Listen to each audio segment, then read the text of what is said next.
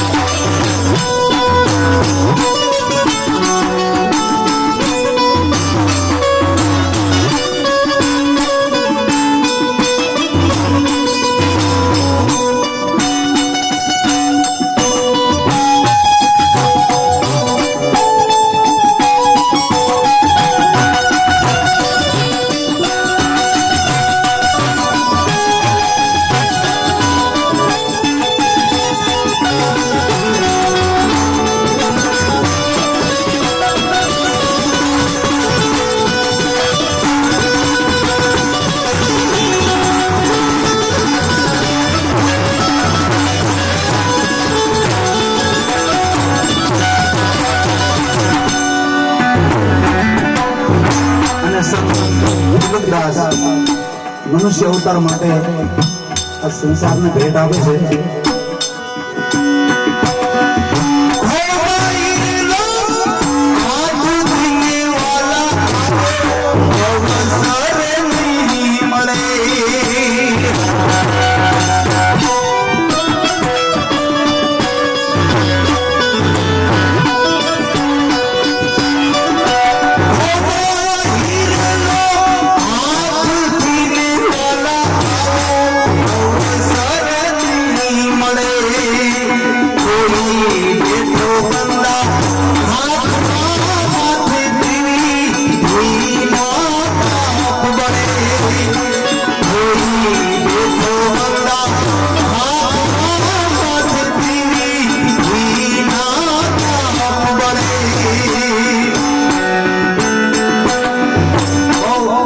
અદભુત રચના છે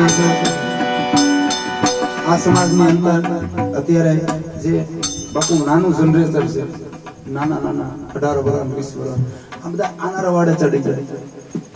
કોઈ બીડીયું પીવે, માવા ખાય, મોઢાના કેન્સર થાય. આ દેહ તો આની કિંમત કેટલી છે ને એના માટે શાંતિથી બેહવું પડે. ત્યારે આપણને સમજાય કે આ દેહ કેટલો કિંમતી છે. હે અને આપણે આવું જેવા તેવા નહીં ખાવાના ખાઈ, નહીં પીવાના પી, આપણું શરીર ગંદુ કરીને ઉકળો કરીને જો આ અવસર પાછો 184 ભરી અને મનુષ્ય દેહ મળ્યો છે. પાછું 184 માં નથી જવું. એટલે કોઈ સંતના ચરણે જઈએ, કોઈ ગુરુ મહારાજના ચરણે જઈએ તો માર્ગ બતાવે અને જો લાગી જાય તો જીવ ધોપાર ઉતરી જાય. એટલે સંતો ભલામણ કરે છે. માટે